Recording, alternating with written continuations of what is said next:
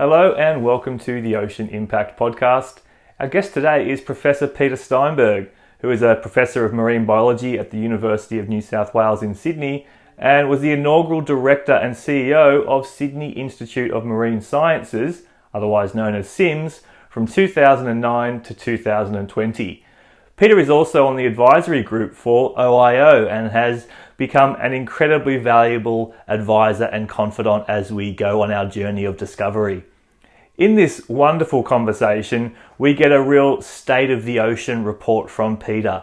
What is life like on that intersection between land and sea, which is increasingly being populated and urbanized from human development? We learn a lot about his journey in bringing SIMS to life and the wonderful work it is doing now and will do into the future. I think you're really going to enjoy this conversation with Peter. He is an incredible mind and a wealth of knowledge, and we find him incredibly inspiring, and I hope you do too. Thanks for tuning in to the Ocean Impact Podcast. I hope you enjoy the episode.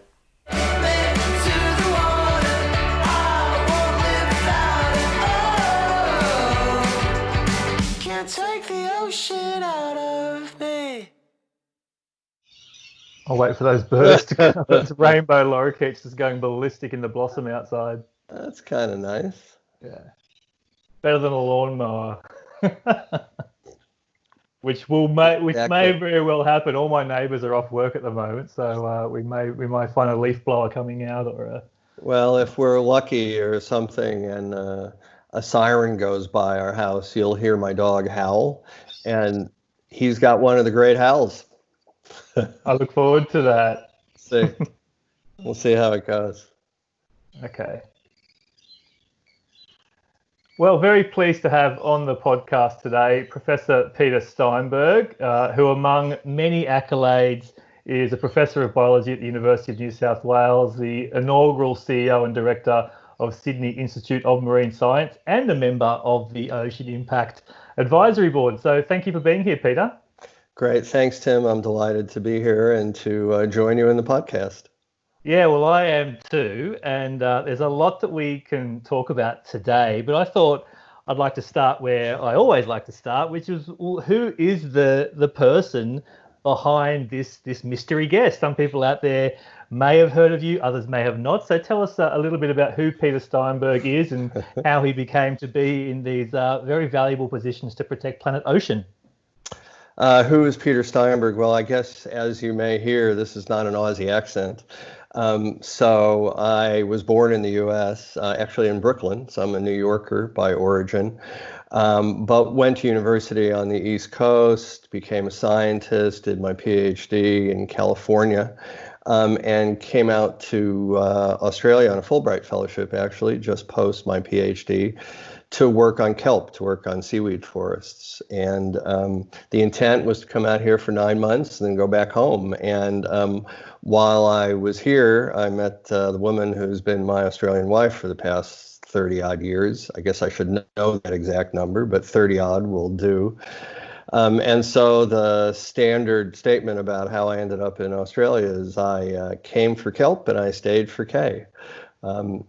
And initially pursued kind of a standard academic career. Was a postdoc at the University of Sydney, got an academic job at UNSW, teamed up with someone who is still a very close friend and colleague, Stefan Schelleberg, where we developed a pretty large research center at UNSW that was kind of a blend of marine ecology and microbiology.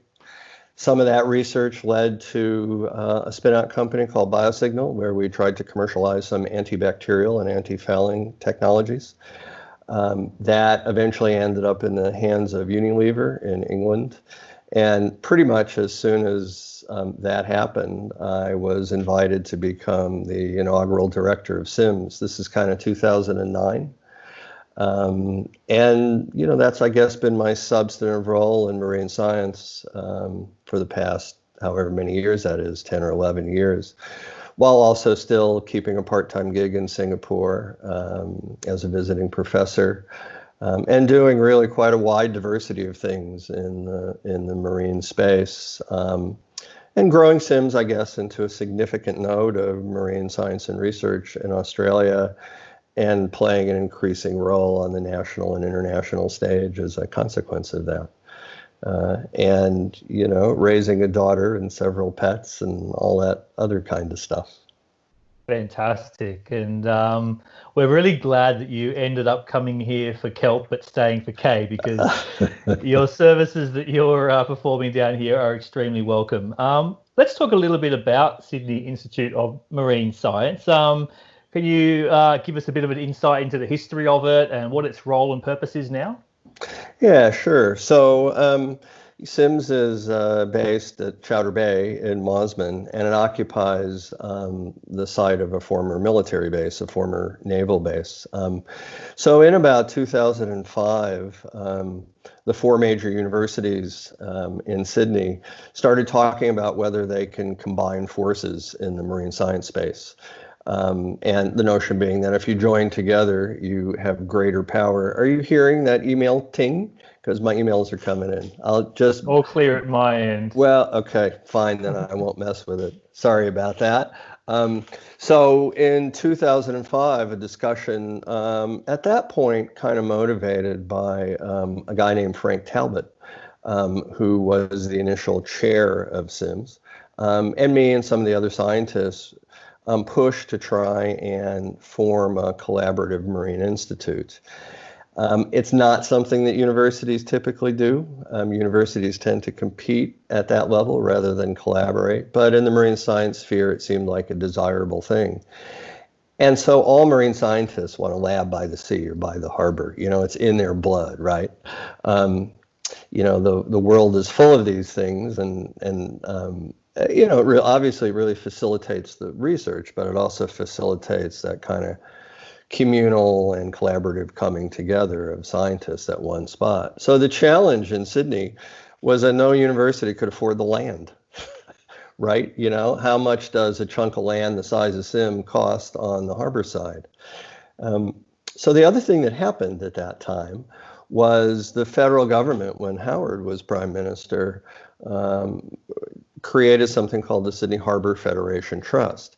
And it was their job to redevelop all the military lands around Sydney Harbor, North Head, Cockatoo Island, Chowder Bay, and others. And I guess, the threat of invasion from wherever had diminished, and it was time to do something else with the land. So we took advantage of that and talked to the Sydney Harbor Federation Trust, and we agreed that Chowder Bay would be a great place for that Marine Institute. So that happened. Initially, we were very small, and then in 2009, just after the financial crisis, in the midst of all the stimulus packages from the federal government, we got $20-odd million to build the Institute.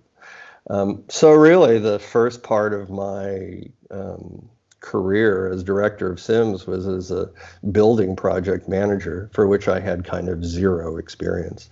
But you've been there, so it's worked out pretty well, right? And over that past 10 years, we've built the facilities. We've developed a bunch of projects on the local, national, and international scale. And having built it, as I said earlier, to I think one of the substantial nodes of marine science in Australia, I'll now kind of segue out of it in the next couple months and let somebody else take over and run it. Yeah, I think you're going to be leaving with your head held high and a reputation that really does precede you.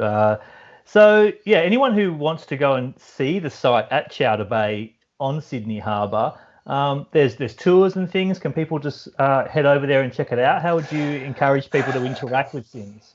Yeah, I mean, we'd be delighted to have folks come out and have a look around. And as I think you know, Tim, we have a discovery center where you can do things like take a 3D dive in a kelp forest. Because it is a research facility, we kind of keep a bit of control on comings and goings. So folks are welcome, but they just need to call ahead and arrange something. And we can arrange to have a tour and let people have a look. Have you always had a deep affinity with harbours and coastal ecosystems? You want to tell us a little bit about your interest in where land meets the sea, which is obviously hugely inhabited by mass populations of people? I will. In a lot of ways, that the focus on urban and coastal environments and how people interact with those environments is, something that I focused on over the last 10 or 12 years. So the thing that got me into science and ultimately marine science initially was a marine invertebrate zoology course that I took when I was an undergraduate at the University of Maryland. And I wasn't quite sure what I wanted to do with my life, but I was doing some sciencey type things and courses. And so I looked at a microscope and I discovered there were all these aliens living in the ocean. And just these, this wondrous diversity of deeply weird critters that mostly, I had no idea existed, and I think most people don't know existed. Things ranging from, weird jellyfish larvae to strange crustaceans to a remarkable diversity of worms. So that got me into marine science, and I think as the years unfolded, I think if you are paying attention, then things like sustainability and conservation and the interaction of people with their ocean environment, it's inescapable. And certainly in the last 10 or 12 years, I think just globally, that awareness has, really risen to the fore and ramped up. So, that has certainly affected the kinds of things that I do in science. And then I guess the two other things that have increased my focus in that area is, one, I have this institute in Australia's largest city. And that institute gives me a certain amount of institutional grunt to affect things like policy and the like. And I guess the other thing is, as I near the end of at least my formal career in these roles, I have increasingly wanted to try and focus on giving back and trying to fix things. And so, all those things I think have kind of coalesced into a focus on urban and coastal environments. And I guess I'll add one other thing, which is strategically, if you run an institution or if you run a company, and OIO will, is confronting this, you need to find your niche. And certainly one of the maybe it's niche in Australia. Either way, you have to find your niche. And clearly an opportunity existed for SIMS in that urban marine and estuarine space. Yeah, maybe tell us a little bit about the state of Sydney Harbour. This could be a bit of a precursor to a bit of a chat about the state of the ocean in general, but people might be surprised to learn just how diverse Sydney Harbour is and how it's performing now versus historically. So there's good news and bad news, and it depends on how far back you go historically. So 200 years ago, Sydney Harbour would have been largely unrecognizable to somebody who looks at it now. So it would have been full of oyster reefs that were busily filtering the water. It would have had all kinds of coastal vegetation. It would have lacked all the armored shoreline, seawalls and the like that you currently see. And of course, there was not a city of 5 million people. Fast forward to the mid-1900s. Sydney Harbour was pretty challenged. Lots of industrial activity on the harbour, ranging from shipping to chemical processing to water treatment that was certainly less effective than it is now. And so what's happened in the past 20, 30 years? Well, almost all those industries are now gone. Sydney commercially and economically is a very different place than it was 30, 40 years ago. A lot has been done to improve the water quality. So a bunch of the sewage outfalls are, for example, now offshore rather than depositing primary treated sewage right in the midst of Sydney Harbour. So there's no question that there's lots of improvements in water quality. So that's the good news. And some of the diversity that you mentioned still remains in Sydney Harbour. The kind of standard soundbite about Sydney Harbour is that it has a greater diversity of fishes than the entire United Kingdom. So that's fantastic, right? The downside is that the shorelines are mostly not natural anymore. So they're mostly built things. They're seawalls or cooling systems or just buildings of one sort or another. There's a bunch of legacy contamination. So if you go west of the Harbor Bridge, you'll see a bunch of signs, "Don't eat the fish that you catch." And that's because there are a bunch of dioxins and heavy metals and whatnot in sediments that still have an impact on the ecosystems of Sydney Harbor. So I guess if you had to really sum it up, it doesn't look like the natural system that it did 200 years ago. It was not so great early last century. We've made some real advances, but there's still a bunch of stuff that can be done to try and get it back to a healthier and increasingly functional natural ecosystem. Yeah, and we'll talk a little bit about some of the projects that you've been behind to educate, inspire, and make tangible improvements to the biodiversity of the harbour. But let's go bigger. Let's go macro, and use that last conversation as this precursor to the state of the world's ocean. What can you tell us about that? A bit of a lay of the land of what we're seeing with our ocean.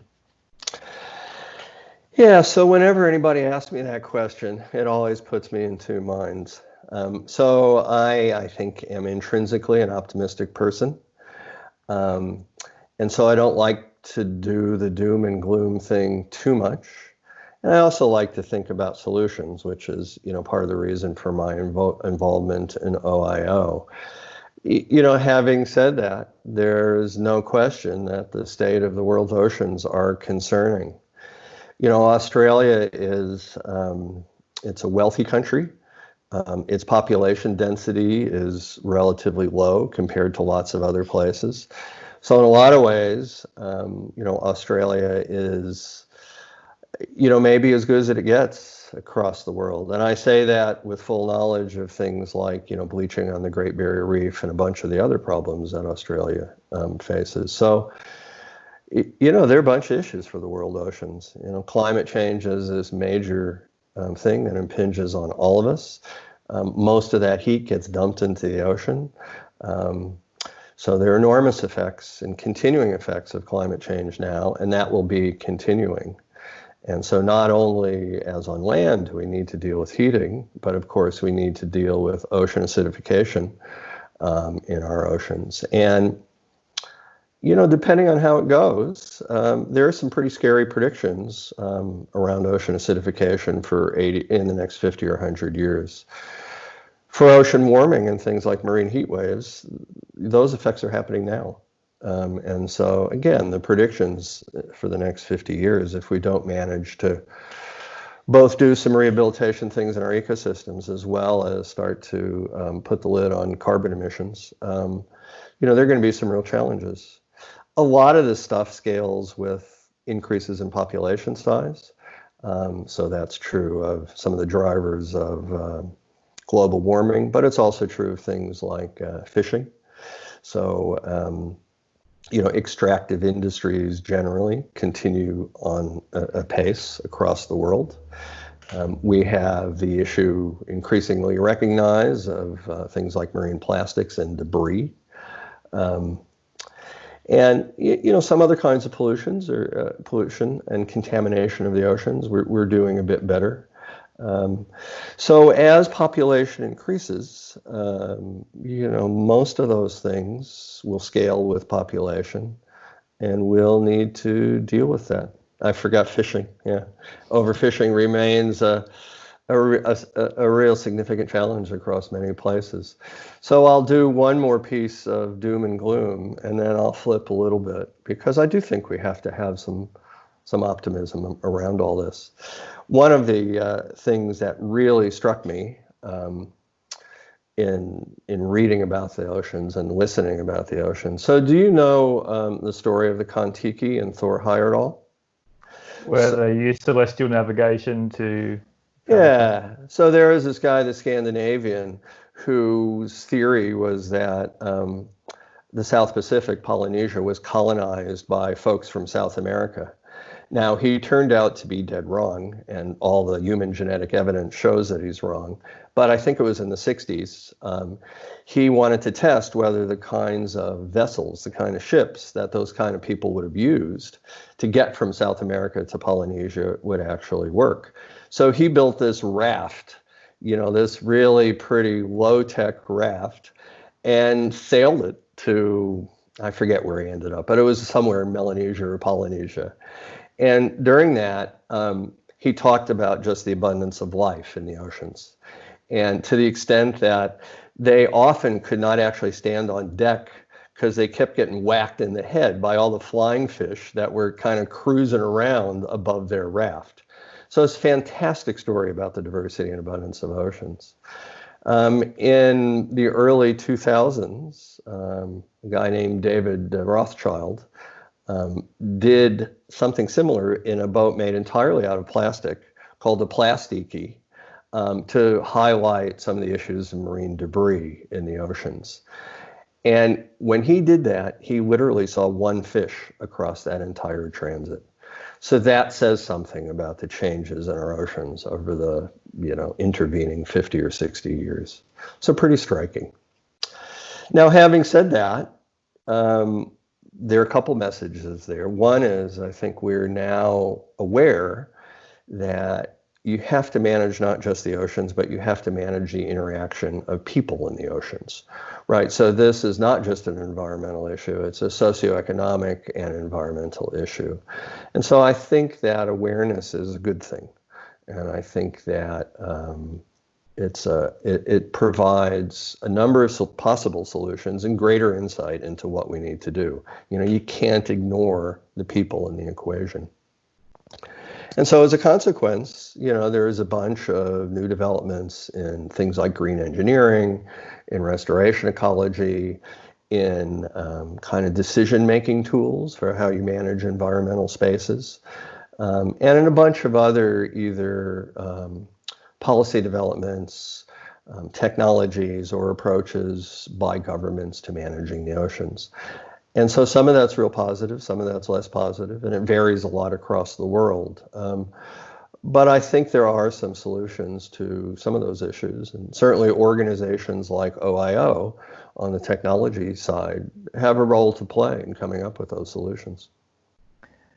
Yeah, and we'll talk a little bit about that shortly. A couple of things, I guess, that came up for me during that little conversation there. I certainly find that reflection on just how much change has occurred on our watch as being a massive motivator for my own work, and those personal accounts of the changes that people have seen in their lifetime or between those generations is just such fuel for my fire, and I'm assuming it's yours as well.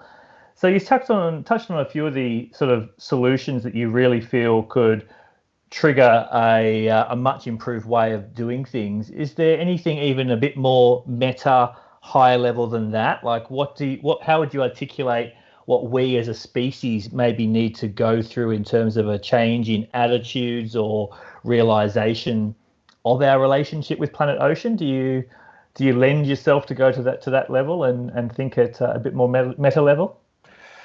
What do we need to go through? Well, I don't know, maybe we need to go through a global pandemic to change our way of thinking about the world. Do I go through?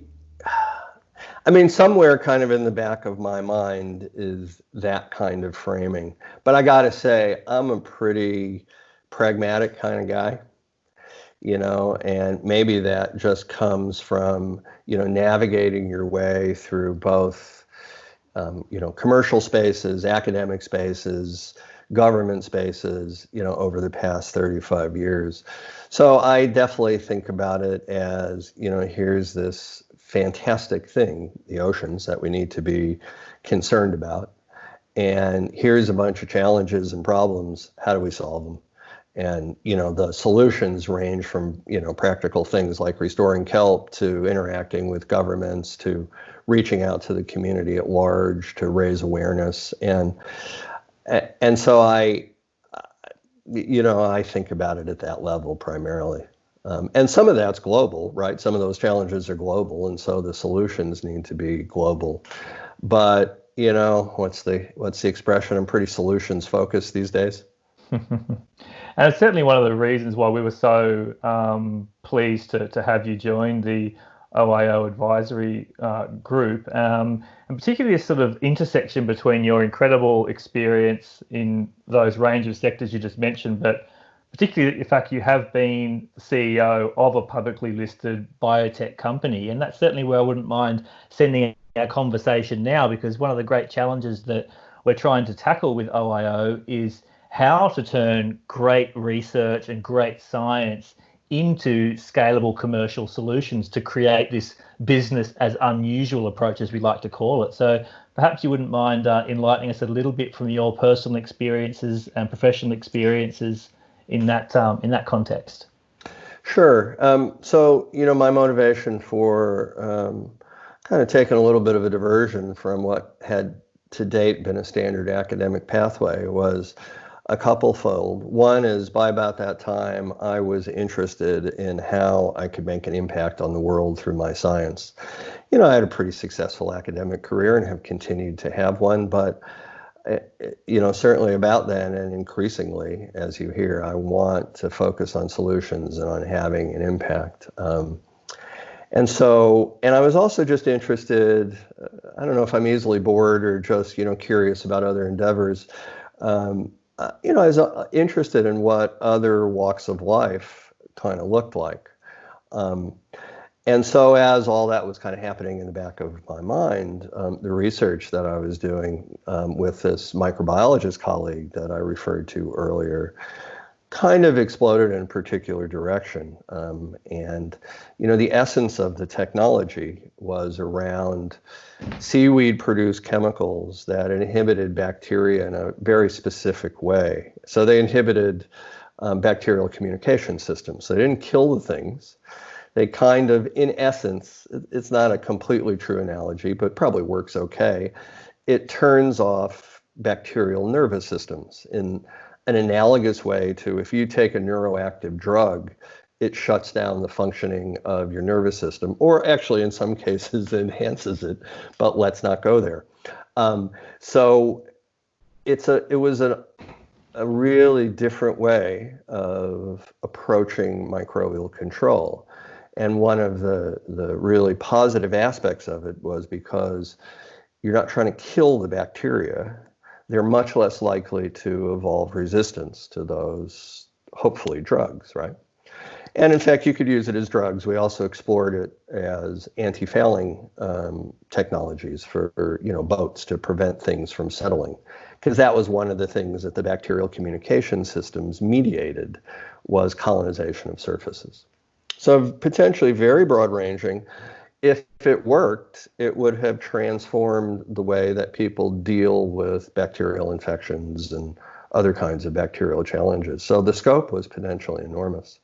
And so I entered into that space first as research director within, held within the university, an entity held within the university. And then at some point we decided to spin it out. And in Australia, unlike some places, it's not unusual for early stage tech startups to list.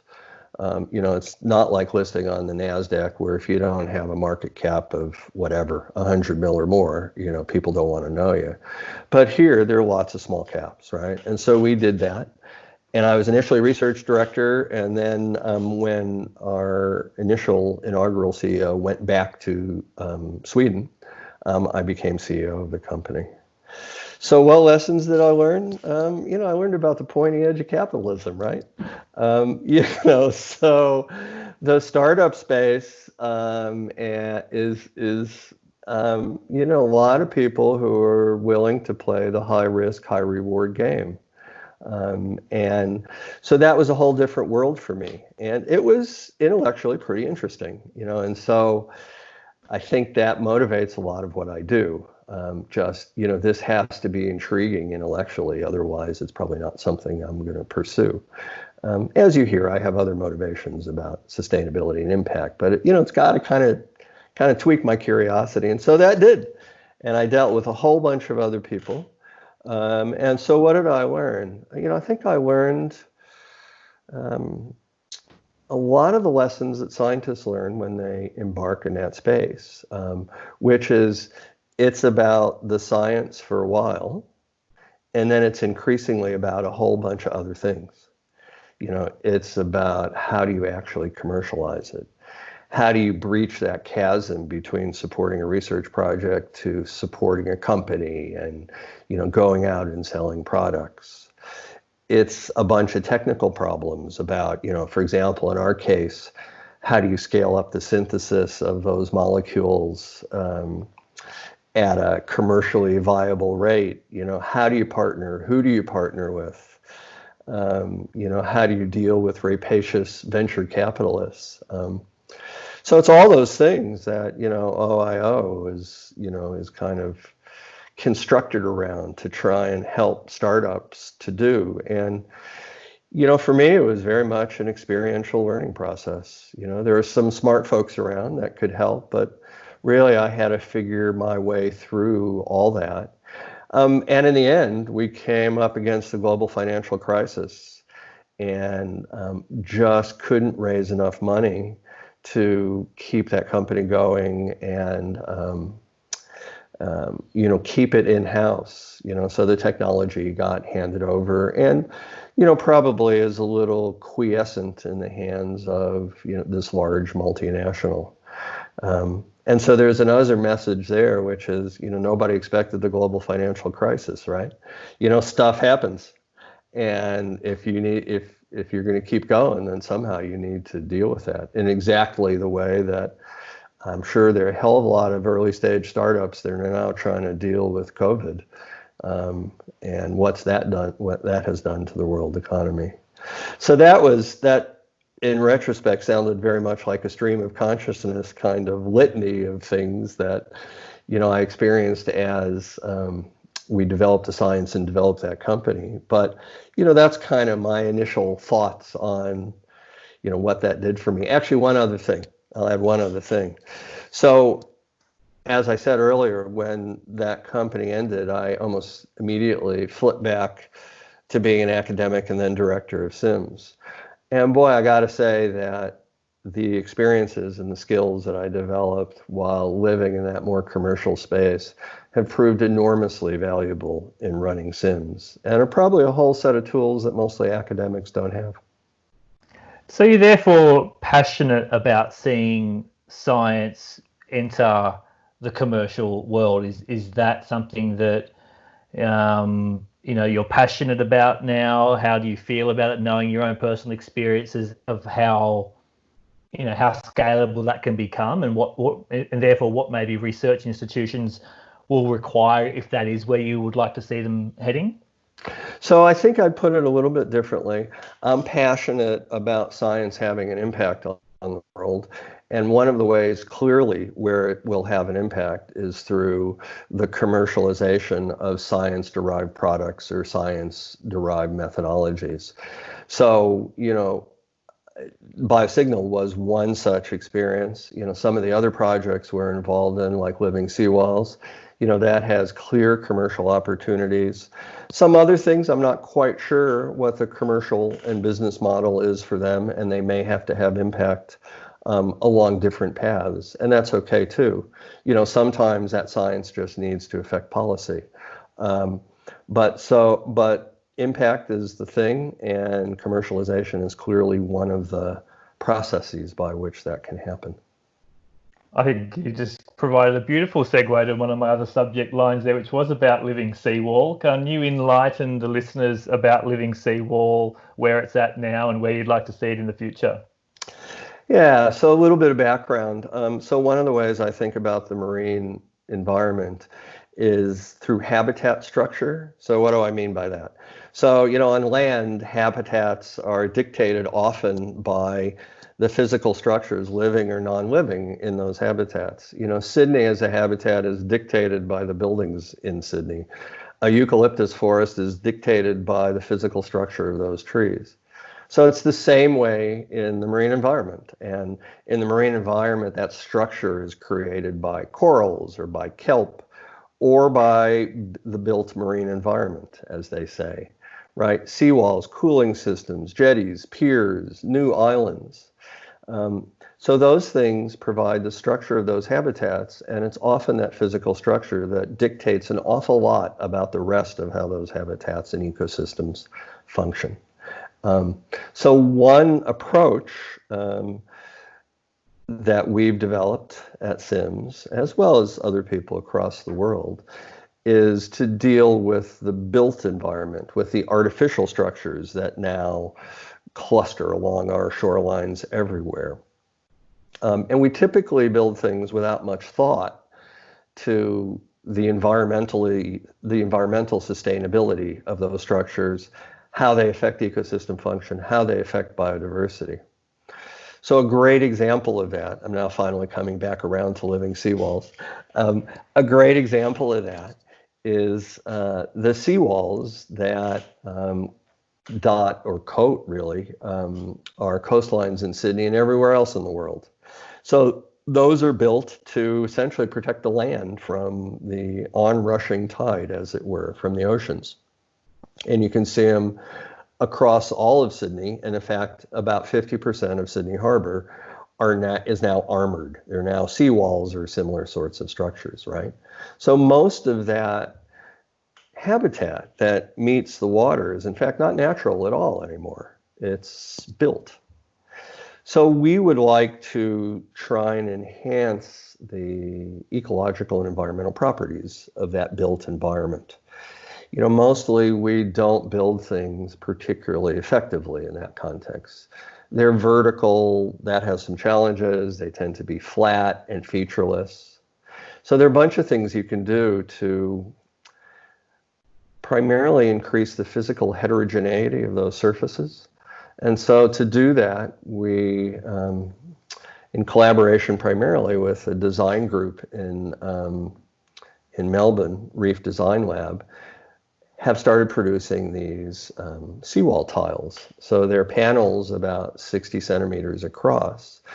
The molds are 3D printed, and they're printed to mimic features of the natural environment. So we can make tiles that have little mini tide pools. We can make tiles that have, you know, a bunch of knobs and crevices and niches that increase the complexity. So if you then bolt those things onto the seawalls, you get a more natural environment and you get greater biodiversity. You return a bunch of ecosystem functioning to those otherwise kind of featureless seawalls. And so there's probably 15 years of research now that has gone into this. And we're finally at the stage where we're starting to scale up and starting to actually sell tiles on a commercial basis.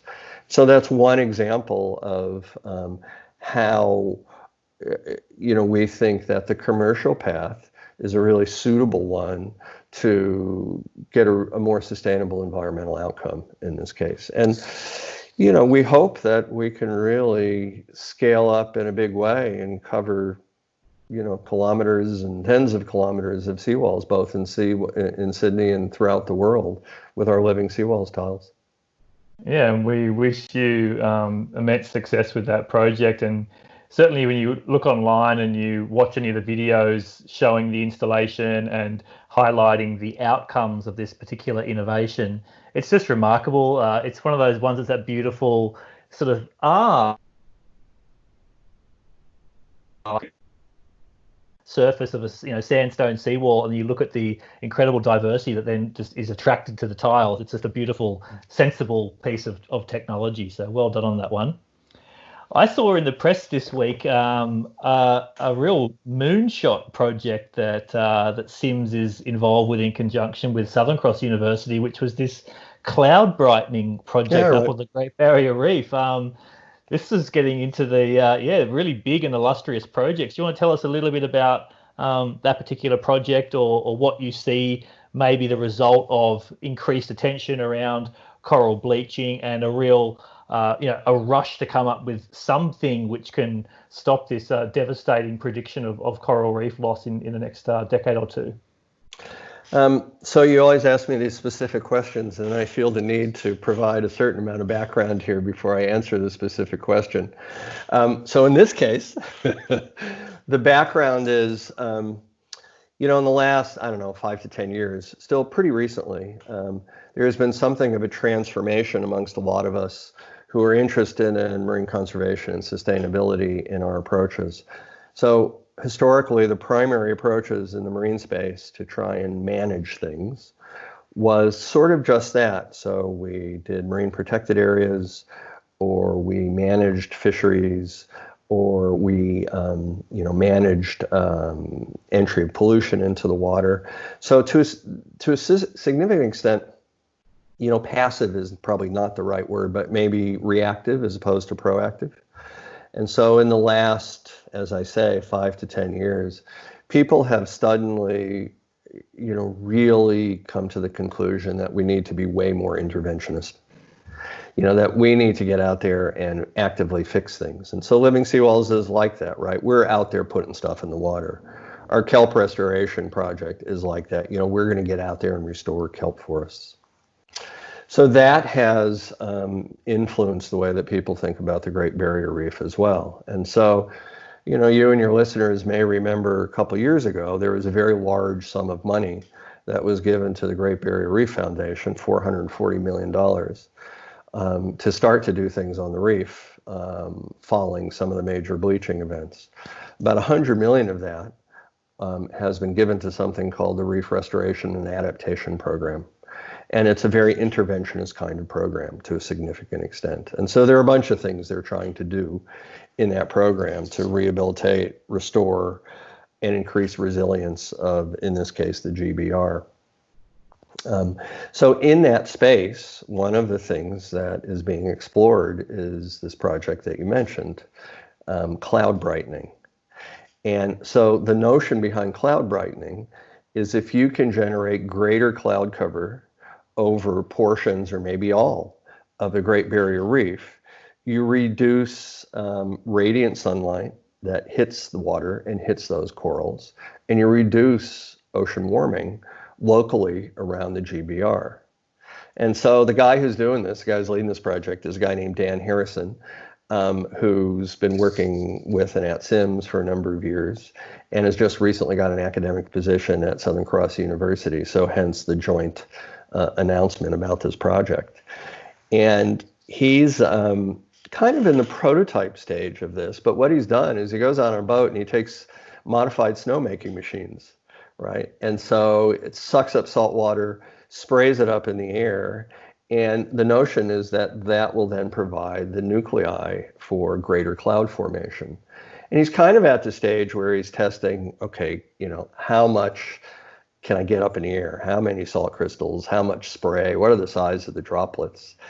And it turns out that with the machines that he's got already, he can kind of get them to go 3, 4, 5 kilometers, downstream from the boat. So he can get pretty decent coverage with machines that are still not the size that they would ultimately be when you do this for real at large scales. And so he's not quite at the stage of measuring how does this translate into increased cloud cover, but it's certainly moving in that direction. So it's an example of what we call geoengineering, because it's at kind of this very big scale, and you're messing around with fundamental characteristics of the planet, right? Hence geoengineering, in this case, cloud cover. And, it's one of the things that's being explored to try and reduce the impacts of global warming on the Great Barrier Reef. Yeah, I think that notion of being interventionist, I could imagine in the early days of those discussions, a lot of moral and ethical decisions need to be made there, but with such clear acknowledgement and understanding of the state of play comes this absolute let's throw everything at interventionists, because otherwise we lose, right?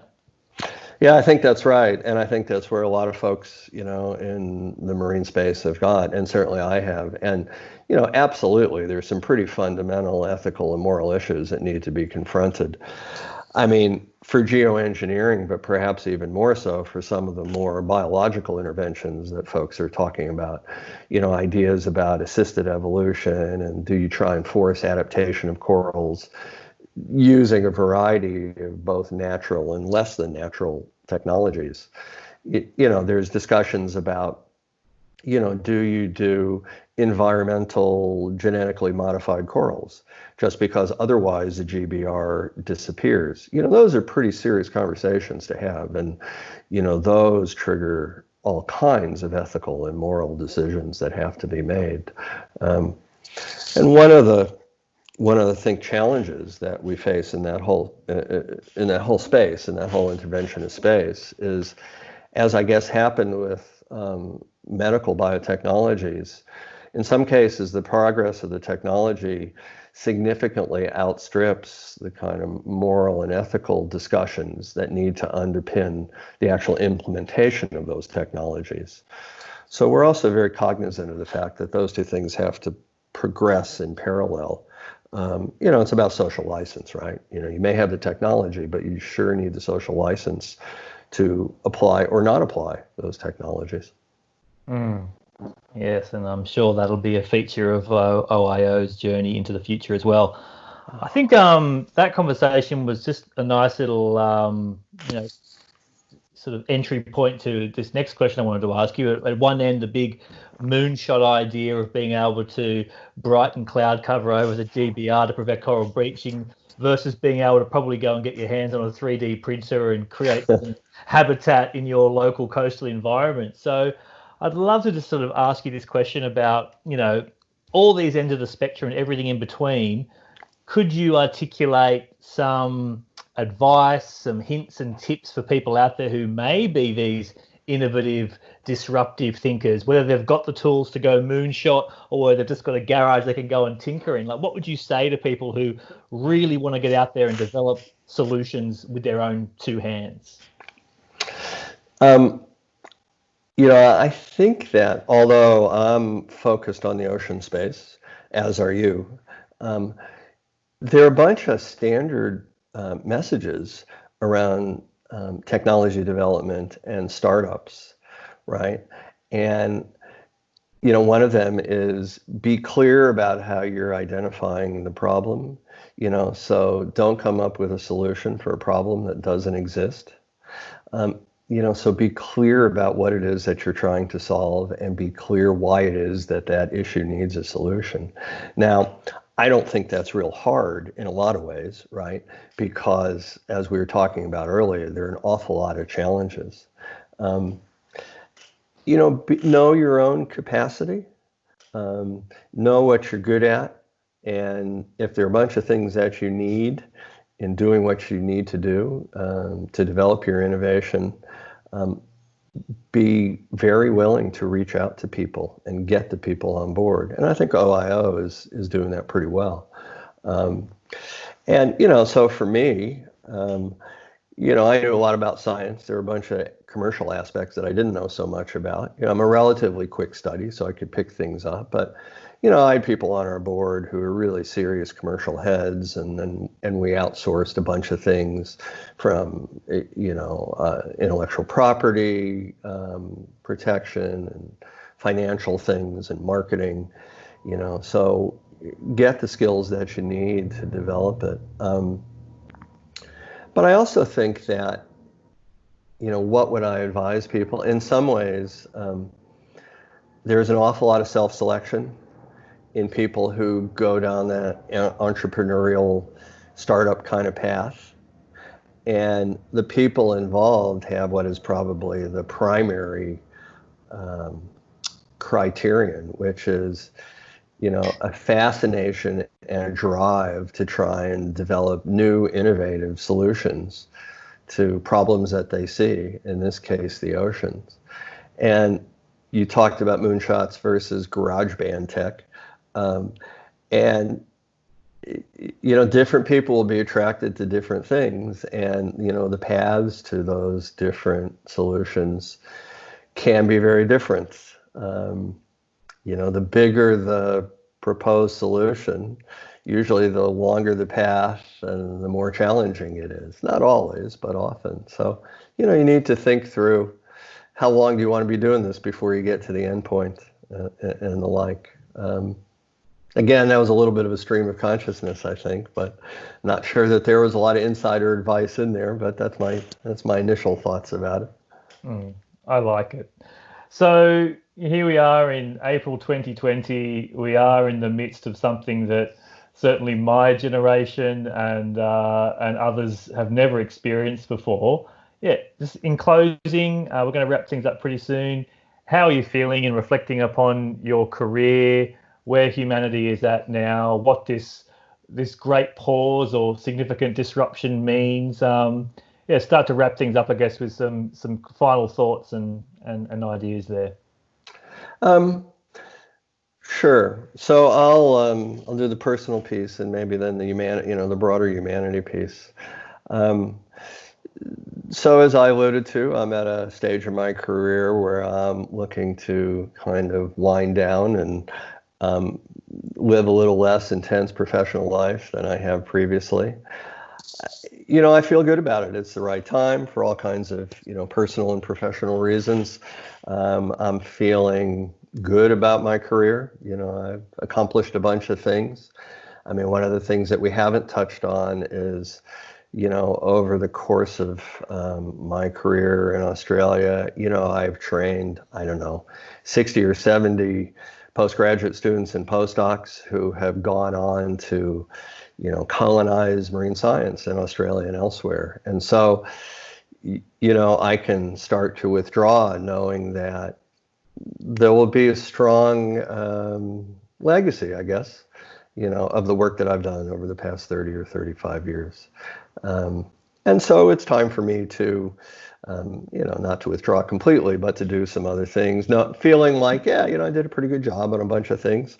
And I screwed some things up as well, but, all in all, I did pretty well. How do I feel about humanity?